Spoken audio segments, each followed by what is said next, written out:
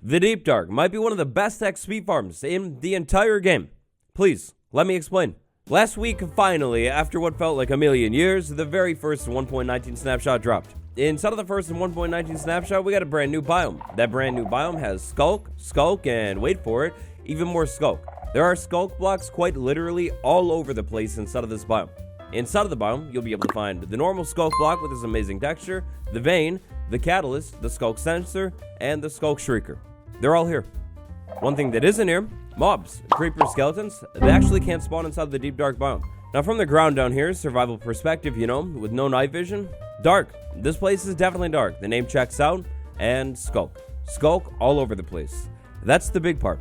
The sculk family of blocks are, in my opinion, some of the most interesting blocks to come to the game in literally updates now. These things are fascinating. There's nothing in the game like them at all.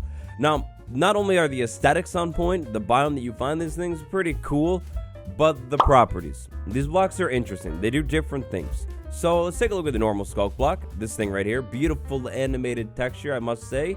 The block. When you mine the block in survival, as long as you're not using silk touch, you'll get 1 experience. I don't know, Waddles, maybe you're crazy. I'll give you a little bit of space because it's Monday, you know. Maybe you're crazy. 1 experience, best XP farm, what are you talking about? Well, please, allow me to introduce you to Sculk Catalyst. A Sculk Catalyst, absolutely amazing, really cool. If you saw my video recapping 25 things about the Deep Dark, then you would know already that this thing drops 20 experience when mined. 20 experience. That's like borderline crazy and insane. The 20 experience is kind of relatively a lot of experience here. So let's talk about some of the mobs. We have a cow right here. If we take this out in survival, we'll expect anywhere from 1 to 3 experience. If we breed 2 of these things in survival, anywhere from 1 to 7 experience. Not even half of 20. How could you, cows? Alright, well, how about the creeper? Common hostile mob, also kind of iconic. How much experience? 5. Getting even more tough here, the Evoker, one of the toughest mobs in the entire overworld, aside from the bosses. 10 experience. This all had me pretty stumped, but I was determined to find a mob that drops 20 experience in survival, the equivalent to the Catalyst. I was thinking Wither Skeleton, a pretty tough nether mob, but actually no. It drops 5 experience, unless it has armor, then it could drop a little bit more. Piglin Brew. I did it. Piglin Brew drops 20 experience when taken out in survival Minecraft every single time. There's the equivalent. Yeah, this single block right here, which on its own doesn't really do anything wrong at all. It's not like a shrieker or anything. This single block right here drops the same amount of experience as one of the strongest mobs in the entire game. And there's no risk involved. Minimal risk involved. Warden risk involved, admittedly. The block itself, the catalyst did nothing wrong. Aside from teasers from the devs, the first real taste of the Deep Dark biome that we got was in the experimental snapshot that dropped back in the middle of February. This version of the Deep Dark was a biome. Honestly, it wasn't even really a biome. The sculk patches inside of this version of the Deep Dark were way smaller. Now, they are still sculk patches, and this thing still drops an absurd amount of experience, like we just talked about, but the patches were way smaller. With smaller patches, plain and simple, this could mean less experience overall. Basically, what I'm saying here is take these patches, give them a little bit of love, water, grow these patches, make them big, and actually, fill out the biome, then things would definitely get a little bit better. Fast forward to last weekend, that's exactly what the developers did. They took the Deep Dark biome and basically actually filled this thing out with sculk. The thing looks immaculate now. It looks so good, and it actually fits the name. In survival without any night vision, dark, and when it generates deep, yep, both things definitely check out. The newest version of the Deep Dark is good, really good when it comes to sculk. So this is just one small area that I've been showing you. If we take a look at the bigger biome itself, around here inside of the caves, even if the caves are a little bit smaller, you're going to see that the caves are completely overwhelmed, completely overtaken by sculk here. Even dungeons in some cases, which is pretty interesting. Yeah, there's sculk basically everywhere. Now in terms of the actual depth of the sculk, maybe in survival Minecraft here, it's really not that deep. It's typically 1 block deep here right now, but there's still sculk. There's still a ton of sculk covering the entire caves all over this biome.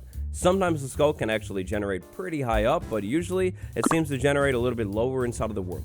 Pair the XP dropping mechanic from Sculk with the large amount of Sculk all over the biome and maybe a decent hoe, and all of a sudden, you're going to look at getting a lot of experience, like really quickly. Check this out. Move through the cave right here. No hostile mobs are going to spawn inside of the cave right now. I mean, eventually we'll have the warden to watch out for, but yeah, move through the cave with a hoe like this and experience.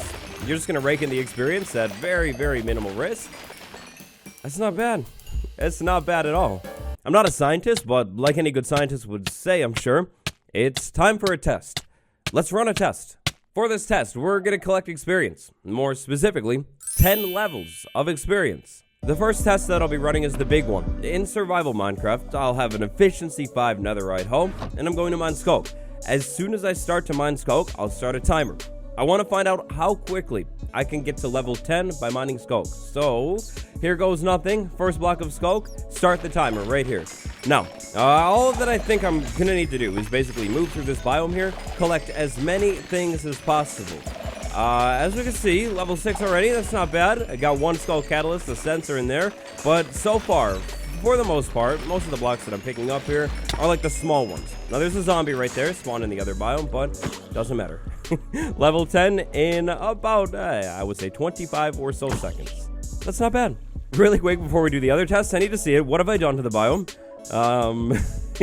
Okay, admittedly, kind of destroyed it, but seeing as it's the edge of the biome, I mean, it kind of fits in, so maybe I'm not a monster after all.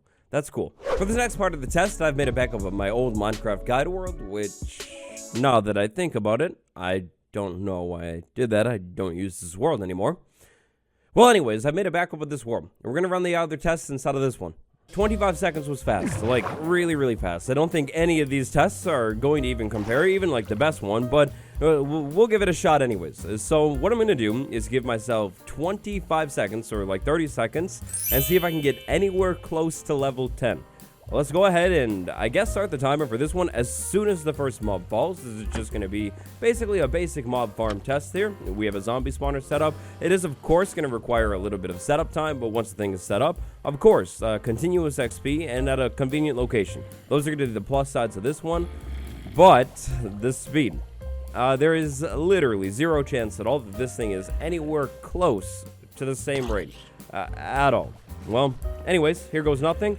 25 seconds, beginning now. And there we go. About 25 seconds time, and I have successfully made it. One level, and it was boring. I was standing still too. Levels cleared. My next test is the blaze farm. This time I'm going to do things a little bit differently. Because this farm is set up completely differently, I'll wait on this platform for 25 seconds, including the time that I'm on right now. So like 15 seconds left. Then I'll go down to the bottom of the farm, take out all the blaze, and see if I can get anywhere close to level 10. The thing with blaze is they kind of drop a lot of experience, like more experience for sure than a zombie, so we can absolutely get a little bit farther, but nowhere close to level 10. We can get to level 10 insanely fast inside of the deep dark. Okay, so admittedly so far, nowhere close. Nothing even gets close to the deep dark. You can get a lot of experience very quickly. This third one, though, well, this third one might switch it up a little bit. Here's the old gold farm that I built. This thing is insanely fast. I'm thinking we might be able to do it here. If we're trying to get to level 10 in 25 seconds or less, this might be the way to go. So as soon as the first piglin falls inside of this thing, I'll start the timer, and then I'll start taking out the piglin. This time, I've given myself a sword with sweeping edge 3, sharpness 5, and there we go. In no time at all, we've done it. So the gold farm is good. The gold farm took me something like 10 seconds, maybe 15 seconds max to get to level 10. The thing is efficient. It's really quick. However, it does also require kind of a lot of work here. Like, that's an absurd amount of magma blocks, insanely high up in the nether. It's a late game farm. But if you compare the amount of work that I had to do to get the experience from this farm to the amount of work that I had to do to get the experience from the deep dark, there's a clear winner. The deep dark, it required almost no work at all. All I need is a good hoe.